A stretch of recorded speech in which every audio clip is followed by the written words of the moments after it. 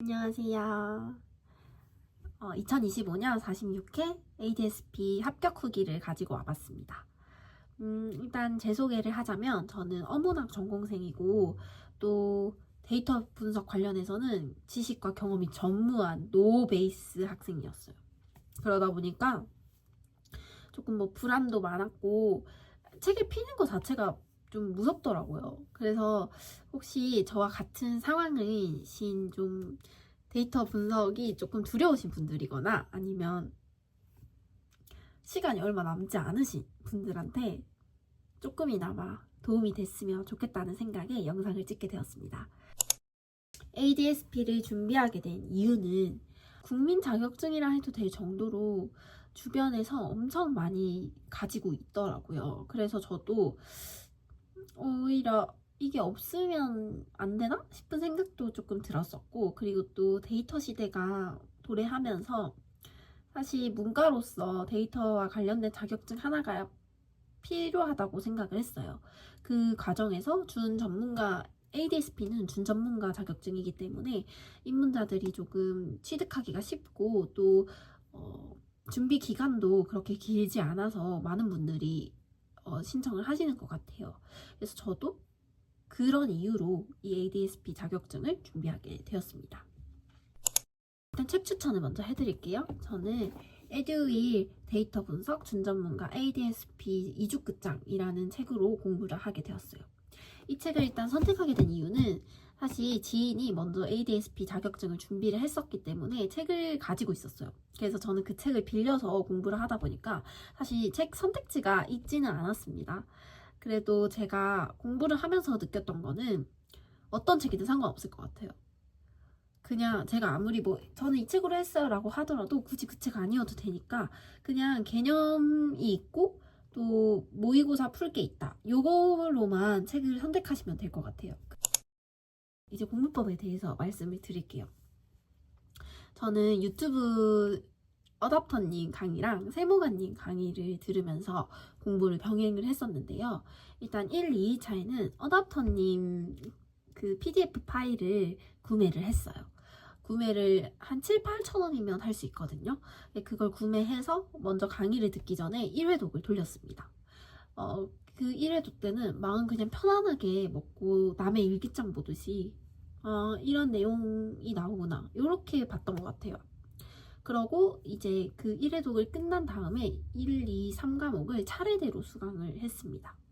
그 수강은 한 2번 정도 했던 것 같은데 사실 처음에 수강을 할 때 막 모르는 내용들이 우다다다다 쏟아져서 좀 많이 괴로우실 수 있어요. 저게 그랬거든요.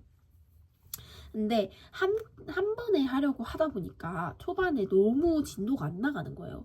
멈춰서 개념서 보고 멈춰서 개념서 보고 이렇게 되니까 이렇게 10일 안에 못 끝내겠다라는 생각이 너무 물밀듯이 몰려와서 저는 일단 한 번 1회독은 끝내고 생각하자라는 마인드로 1, 2, 3과목을 그냥 모르는 거는 살짝 체크하고 넘어갔어요. 그러면서 강의를 다 듣고 그 모르는 걸 체크한 강의를 이 개념서를 통해서 개념을 보충을 했습니다.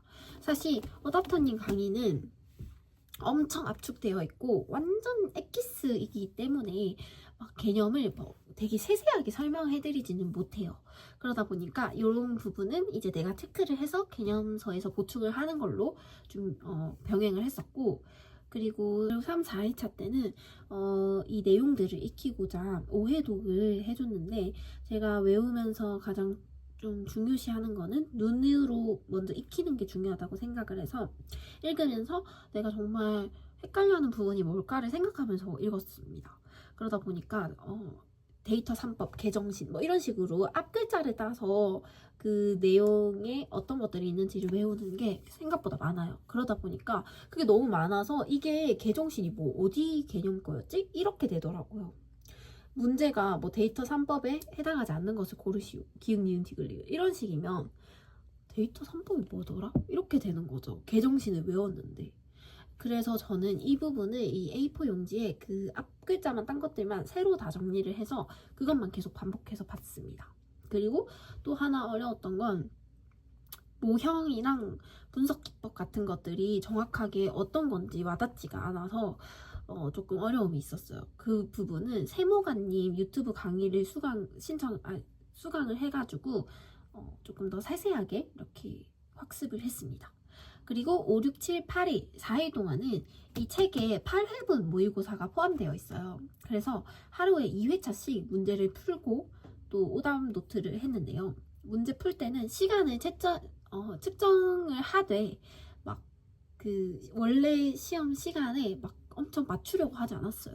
일단 문제를 익히는 게 중요하다고 생각을 해서 그냥 이 정도 시간 걸리는구나, 조금 줄여야겠다, 이런 마인드로 시간을 체크를 했었고, 그리고 문제를 풀면서 모르는 문제, 그리고 선지에서 모르는 선지, 그리고 보기 내용에서 새롭게 알게 된 내용 같은 것들을 다 별표를 쳐서 표시를 하고 그 문제들을 싹 다 오답 노트를 했습니다. 그러고도 이건 진짜 내가 외워야겠다 하는 부분들은 또 따로 종이에 정리를 해줬어요.